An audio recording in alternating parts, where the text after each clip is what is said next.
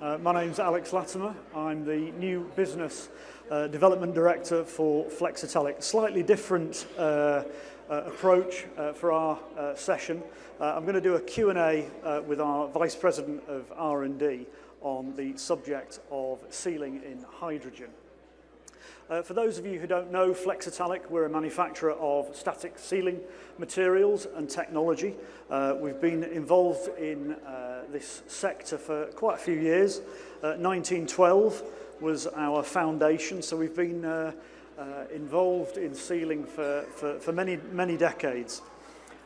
So without sort of further ado, let's start.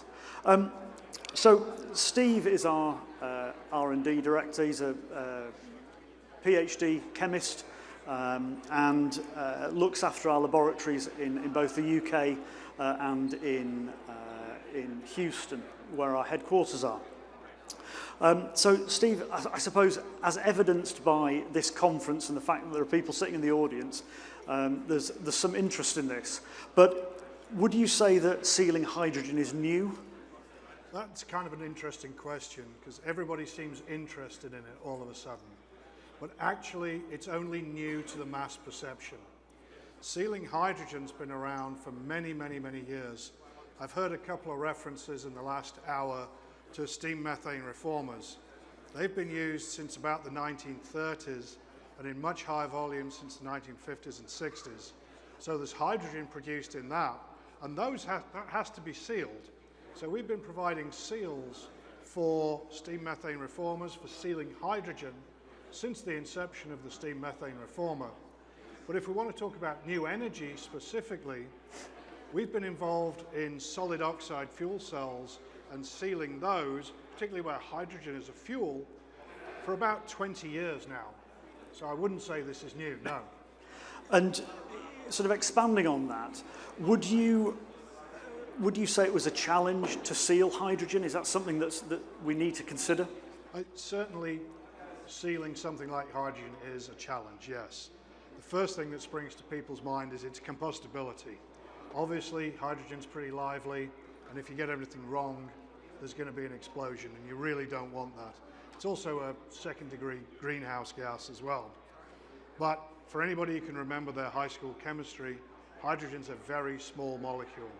So that really means it finds all the little gaps and voids in a seal.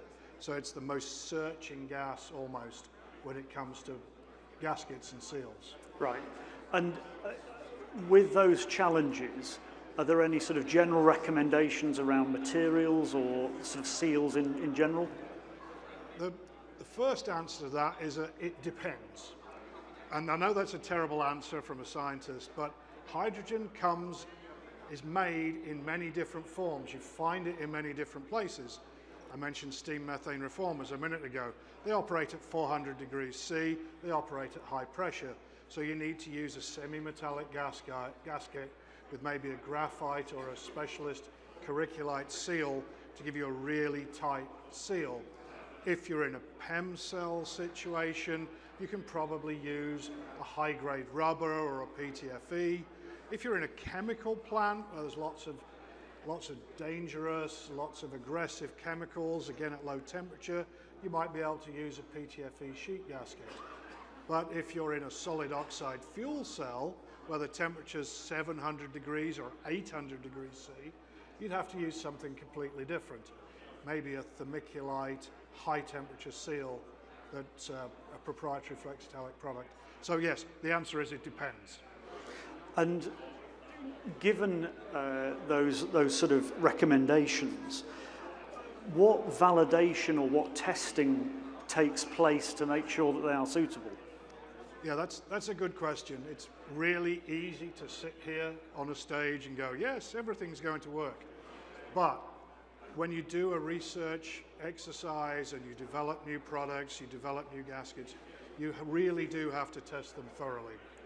The first screening testing we do is typically with helium. And yes, I know helium is not hydrogen, but helium is actually smaller than hydrogen because it's monoatomic, and hydrogen exists in the diatomic form. So helium is a little bit smaller. It's also a lot easier for the lab to deal with because it's not going to explode if anything goes wrong. It's a much easier gas to work with. You just need some concentration sensors. So there's a lot of work that we've done. We spent a lot of time, particularly with our semi-metallic gaskets. We've tested all the different fillers in helium and ranked them in their order of sealing in terms of helium.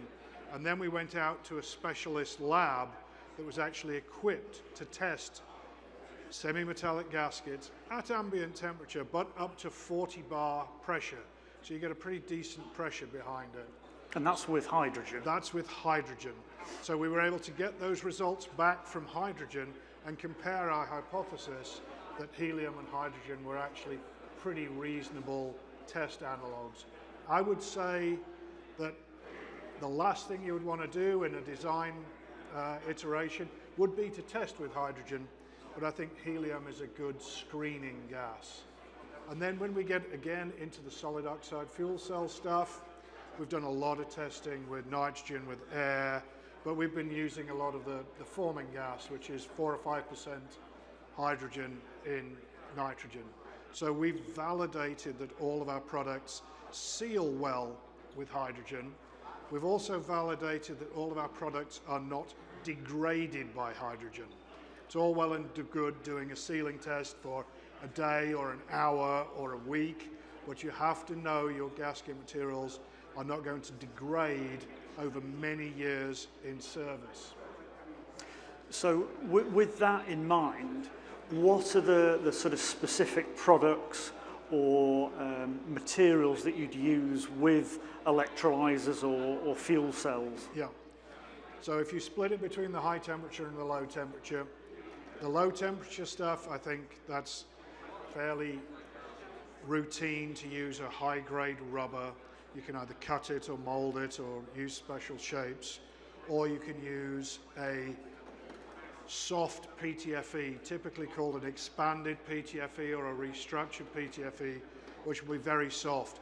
PTFE obviously is very stable in hydrogen, and with the compression that it has, it can take up a lot of the imperfections you would have in a flange. When you get up into the high temperature region in solid oxide fuel cells, that's a whole different problem. At 700 or 800 degrees C, or even a little bit higher in electrolyzers, you can't use anything elastomeric. It won't survive. So therefore you need to start looking using mineral fillers. And we have our proprietary vermiculite grade, where we have two grades there.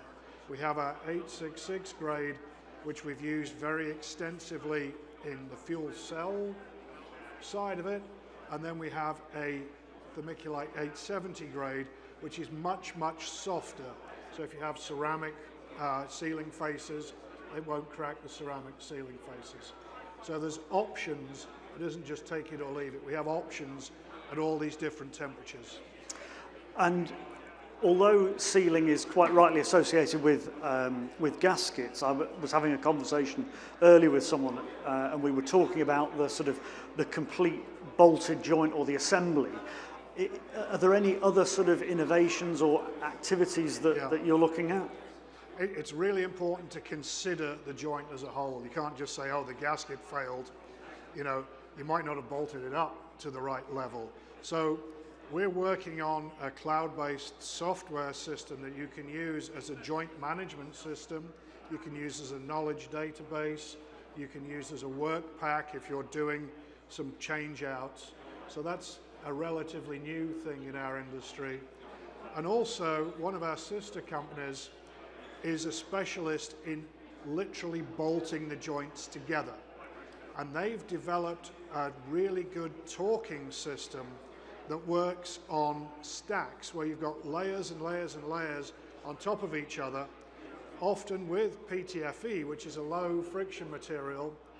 And so you've got hundreds even of layers of components, and they've built this system that can stretch the bolts and torque the whole system down very evenly, so you don't get any tilt on the system, and every bolt gets tension to exactly the same amount. So you get a very, very even sealing force across the whole sealing area in the gasket. Right. So just looking at the time, is there anything else that you'd like to share before we open it up to any questions? As you know, I've always got something to say, but I think the best way to summarize the last 10 or 12 minutes that I've been sitting here is that sealing for hydrogen is something that's been around for a long time. Solutions do exist. So I would encourage anybody who's involved in sealing of hydrogen to contact ideally us, but preferably somebody who does understand the sealing of joints and ask the important questions. What happens in hydrogen at this temperature, this pressure, this gasket stress? And you'll get good answers. We consider ourselves the leader in creating solutions for people who have problems. So I would encourage you to come and speak to us. We're right over there at C24. We can actually see the stage really well from there. So I'd encourage you to come talk to us. More than likely a solution exists to any problem you may have. Thank you. Thank you very much for listening.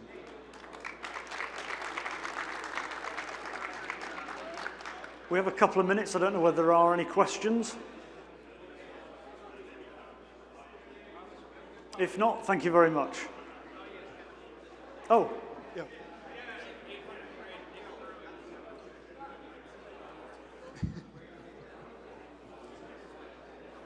Are you using 800 grade nickel? We typically don't.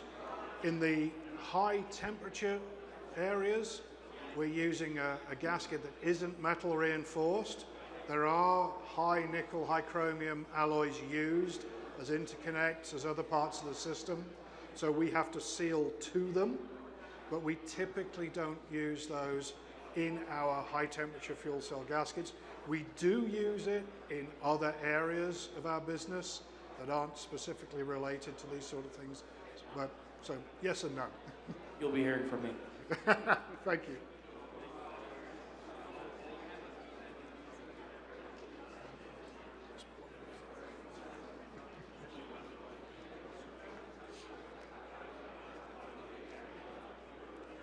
Hi. There we go. You mentioned high-grade rubbers. What are you guys using? Like HNBR, natural rubber, FEPM? What's most common?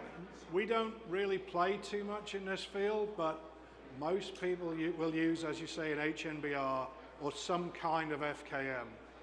I'm not a great expert. I know the ASTM designation splits into about 7 different categories of FKM, but some are definitely better than others. If you can afford it, PTFE is a good solution. It's a little bit more expensive, a little trickier to use. There's no molding, or less molding, but PTFE will work.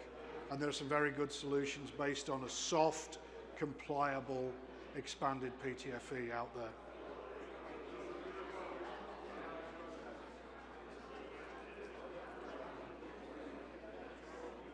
Right. Thank you very much. Thank you very much for listening.